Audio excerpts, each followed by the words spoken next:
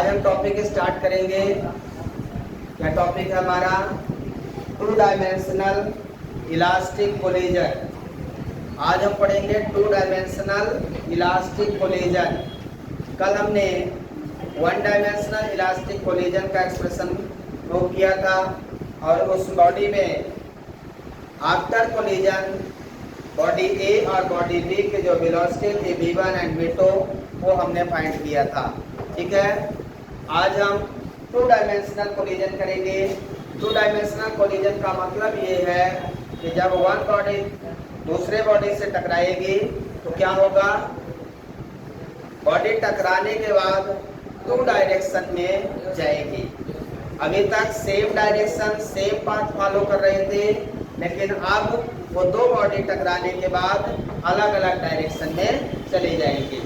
तो हम हेडिंग लगाएंगे two dimensional elastic collision.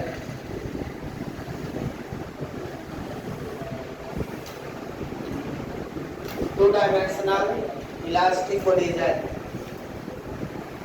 Two dimensional elastic collision. तो यहाँ पे दो बॉडी होंगी, बॉडी ए जो इनिशियल वेलोसिटी u1 से चल रही होगी, body B initial velocity u2 से चल रही होगी। अब क्या होगा, बॉडी ए चलकर यहाँ पे u1 ग्रेटर देन u2 है, बॉडी ए चलकर बॉडी बी से कोलाइड होगी। जब कोलाइड होगी तो एक बॉडी इधर चली जाएगी, दूसरी बॉडी इधर चली जाएगी, दो अलग अलग डायरेक्शन में। माना कि बॉडी ए यहाँ आ गई, समझ में आ रहा है, बॉडी ए कहाँ गई, इधर आ गई, तो बॉडी ए हो गई, बॉडी बी इधर आ गई।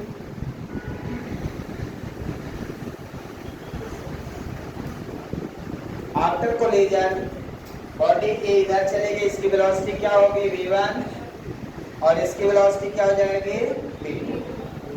कोलिजन के बाद दोनों की वेलोसिटी अलग अलग हो जाएगी, एक की वेलोसिटी v1 दूसरे की वेलोसिटी v2 हो जाएगी। क्लियर है? तो बॉडी ए बी से टकराई और दोनों के डायरेक्शन क्या हो गया, अलग अलग। बॉडी ऐसे चल रही थी, ऐसे टकराने के बाद दोनों अलग अलग डायरेक्शन में चले गए।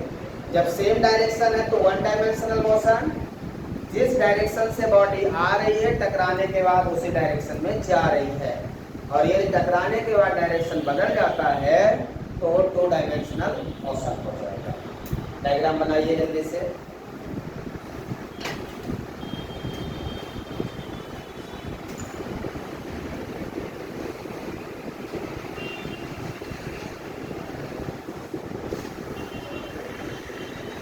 किसी कोई डाउट है पूछ सकते हैं।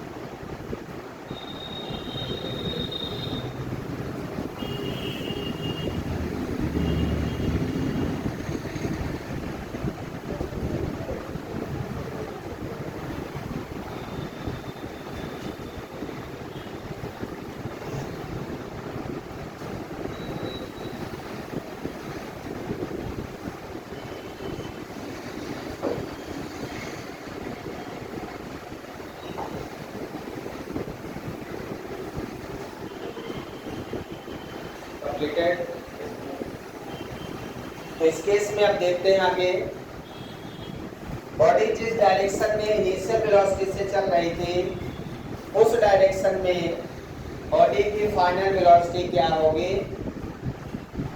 अभी तो जो वेलोसिटी है body angle theta 1 angle theta 2 पे अलग अलग डायरेक्शन में जा रही है।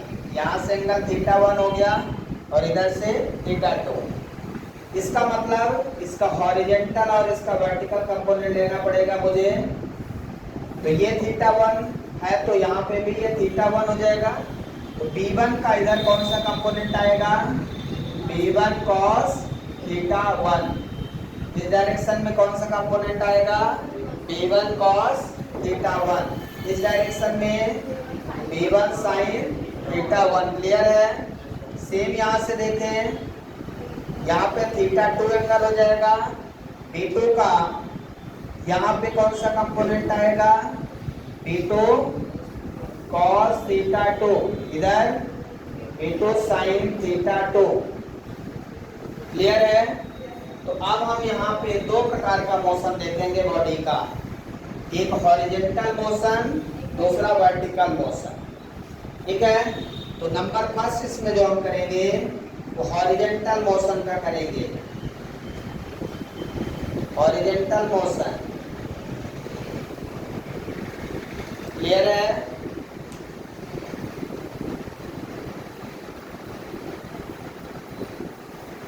हॉरिजेंटल मोशन दो एक्सप्रेशन इंपॉर्टेंट है, 1 डायमेंशनल या 2 डायमेंशनल। दो में से एक आपके पेपर में आना निश्चित है। सभी के पेपर में, कोई जरूरी नहीं जो मैं बना रहा हूँ उसी बस में, सभी के पेपर में इलास्टिक कोलिजन 1D या 2D में से एक आता ही है, इंपॉर्टेंट है। तो स्कूल में ना पढ़ाए अलग बात है, नहीं पढ़ाए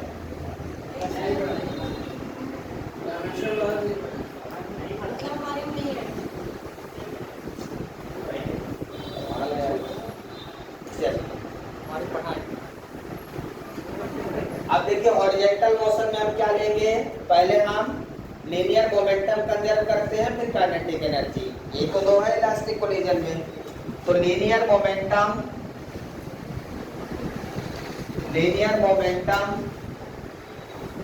are conserve.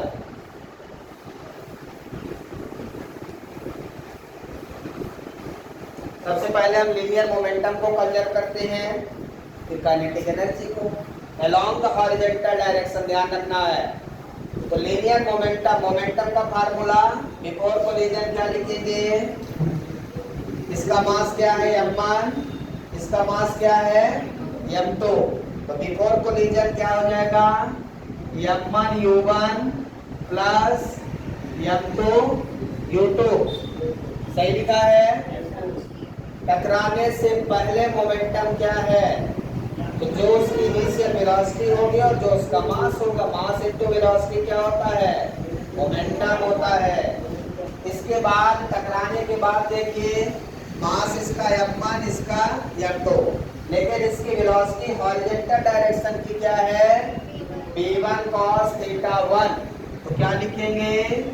m1 b1 cos theta 1। सही लिखा? मास इनटू वेलोसिटी प्लस क्या लिखेंगे? m2 b2 cos theta 2। Mass into velocity.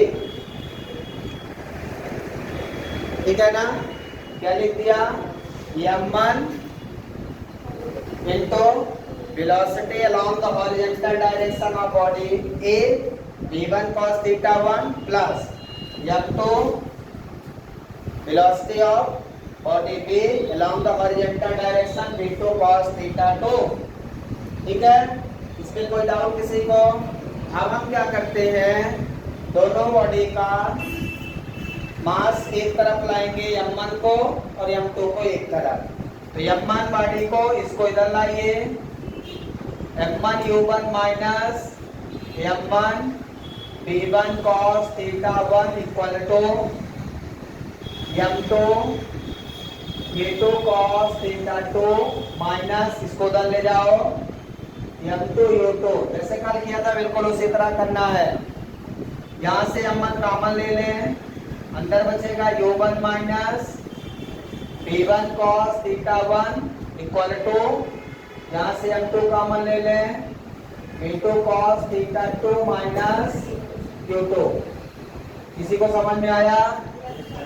ठीक है, फर्स्ट इक्वेशन आपको मिल गया, यहाँ तक लिखिए।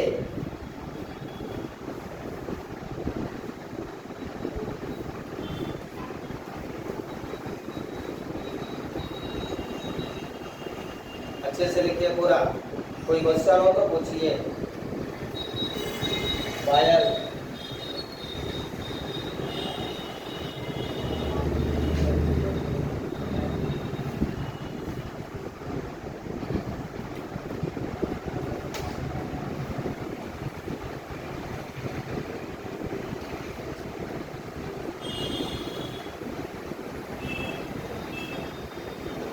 अब इसके बाद इसकी काइनेटिक एनर्जी लेंगे।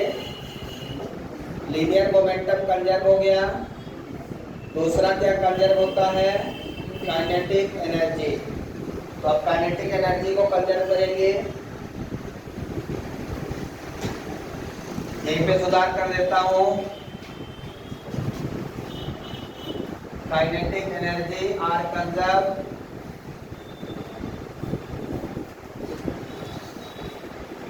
Kinetic energy before collision equal to kinetic energy after collision. तो इसमें क्या लिख दूं यहाँ पे? Half m1 u1 square plus क्या लिखूंगा? Half m2 u2 square equal to, half लगा दे इसमें, half m1 v1 cos theta 1 का square plus half m2 v2 cos theta 2 का स्क्वायर। सब में हाफ लगा देंगे, हाफ m3 स्क्वायर हो गया ना, ठीक है। और हाफ दोनों तरफ से क्या हो जाएगा? कैंसिल आउट हो जाएगा। इधर भी हाफ है, उधर भी कॉमन लेके कट कर देंगे। तो क्या बचेगा इधर?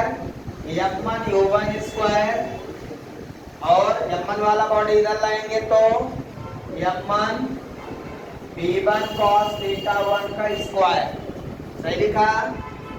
इधर m2 v2 cos थीटा 2 का square minus m2 u2 square. सही है। इसके बाद यहाँ पे m1 कॉमन ले लेंगे तो क्या बचेगा? u1 square v1 cos theta 1 का square equal to m2 v2 cos theta 2 का स्क्वायर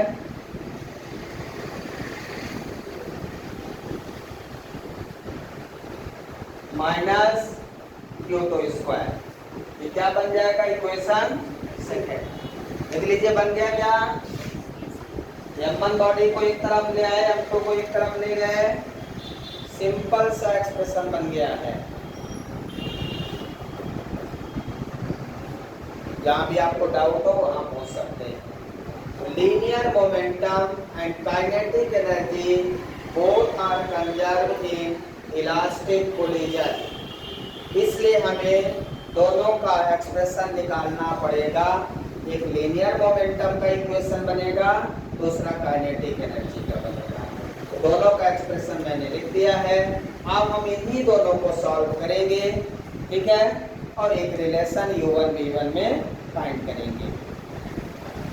यहाँ तक किसी को कोई क्वेश्चन है?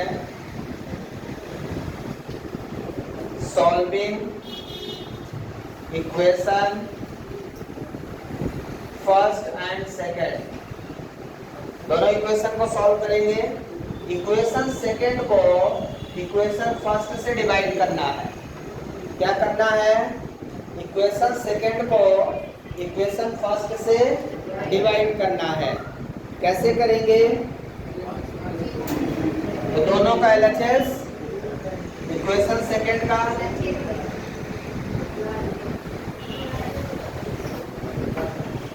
इक्वेशन सेकेंड का LHS क्या है?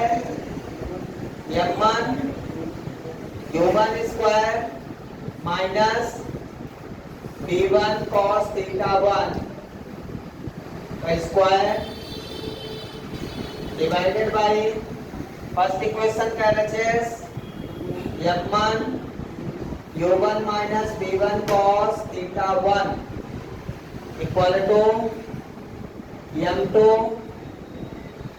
B2 cos theta 2 का square minus U2 square divided by M2 B2 cos theta 2 minus U2।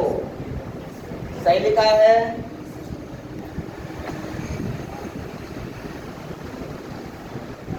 Check कर लीजिए एक बार।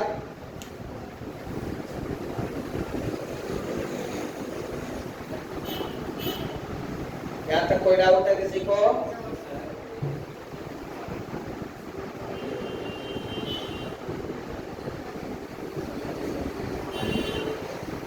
अब देखिए इस इक्वेशन को क्या करेंगे, ए स्क्वायर माइनस बी स्क्वायर का फार्मूला लगा दें।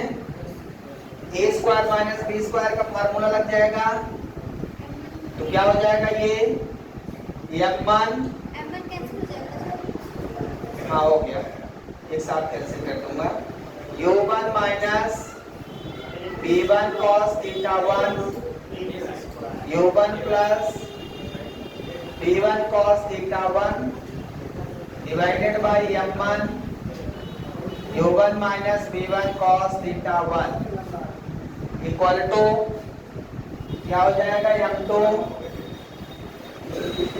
B2 cos theta 2 minus U2 into B2 cos theta 2 minus plus U2 divided by M2 B2 cos theta 2 minus U2। ये कट जाएगा पूरा। इस पार क्या बचेगा U1 प्लस, कौन बात कर रहा, U1 plus B1 cos theta equal to B2 cos theta 2 plus U2। इधर केवल बचेगा U1 plus B1 cos theta 1, इधर B2 cos theta 2 plus U2 बचेगा। इसके अलावा कुछ बचेगा क्या? ये इक्वेशन थर्ड मिल गया। देखिए यहाँ से थीटा 1 थीटा 2 आपको पता हो तो U1 U2 B1 B2 सब निकाल सकते हैं अकॉर्डिंग टू गिवन क्वेश्चन। ठीक है, तो रिलेशन लिखिए यहाँ तक जल्दी से।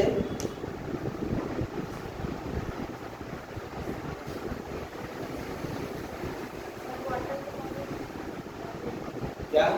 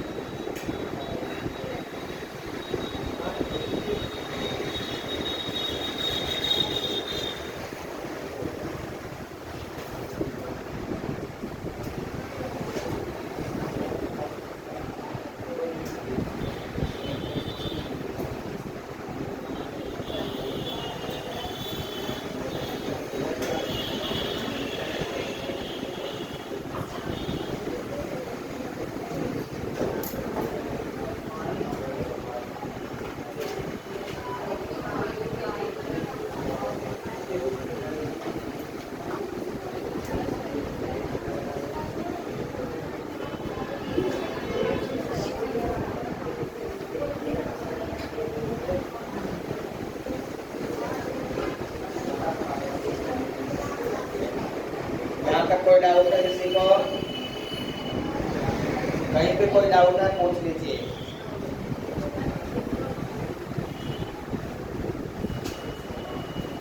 अब हम बात करेंगे वर्टिकल मोशन की। ये तो हो गया हॉरिजॉन्टल मोशन ना। अब वर्टिकल मोशन की बात करेंगे। Second number vertical motion. Vertical motion ठीक है। अब आइए देखते हैं वर्टिकल मोशन में।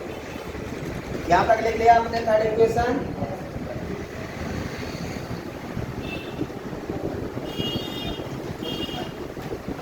तो सबसे पहले वर्टिकल मोशन में क्या करेंगे, लीनियर मोमेंटम कंजर्व करेंगे। उसी तरह से लीनियर मोमेंटम आर कंजर्व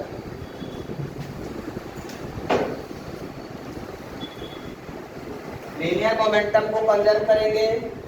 तो अब आप ध्यान से देखिए, लीनियर मोमेंटम वर्टिकल मोशन, इस बॉडी का वर्टिकल मोशन क्या है, m1 इंटू वर्टिकल मोशन की वेलोसिटी क्या है, कोई वेलोसिटी है क्या वर्टिकल में, तो हॉरिजॉन्टल में है ना वेलोसिटी, वर्टिकल में कितना है 0, और इसका वर्टिकल में क्या है, कोई वेलोसिटी नहीं है, केवल हॉरिजॉन्टल में वेलोसिटी है। इसलिए लीनियर मोमेंटम बिफोर कोलिजन 0 होगा। आफ्टर कोलिजन देखिए, टकराने के बाद ये वर्टिकल वेलोसिटी है, मास कितना है m1, वेलोसिटी कितना है वर्टिकल में v1 sin θ1, और फिर इस पे आ जाए, इसमें मास कितना है, प्लस लिखेंगे कि माइनस, प्लस m2, और इसकी वेलोसिटी कितनी है v2 sin θ2। अब यदि आपने इसको पॉजिटिव लिया है ऊपर v1 sin θ1 को, तो इसको निगेटिव लेंगे क्योंकि ये निगेटिव डायरेक्शन हो जाएगा, है ना। तो यहाँ क्या लिख देंगे, माइनस v2 sin θ2। क्लियर है। अब ये माइनस यहाँ गुणा हो जाएगा, तो मैं इसको लिख सकता हूँ, इसको इधर ले आऊं, m1 v1 sin θ1 equal to m2 v2 sin θ2। So this is the horizontal motion,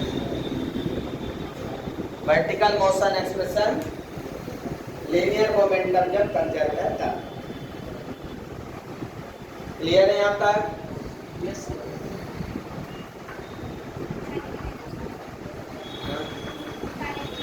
kinetic energy को भी कंजर्व कर देंगे। काइनेटिक एनर्जी आर कंजर्व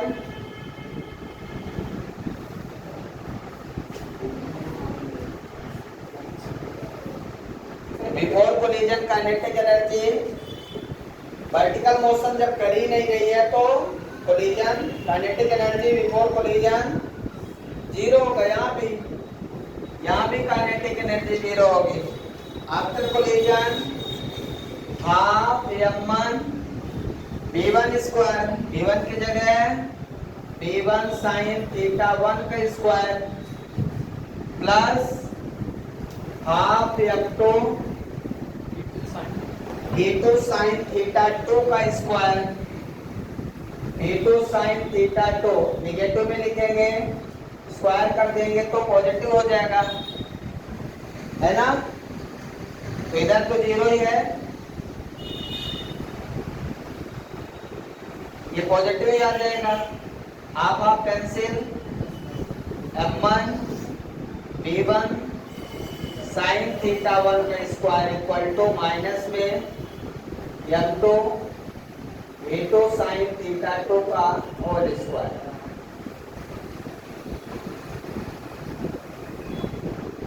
समझ में आया क्या? ये एक्सप्रेशन में आ जाएगा आपका, ये एक्सप्रेशन आपका आ जाएगा।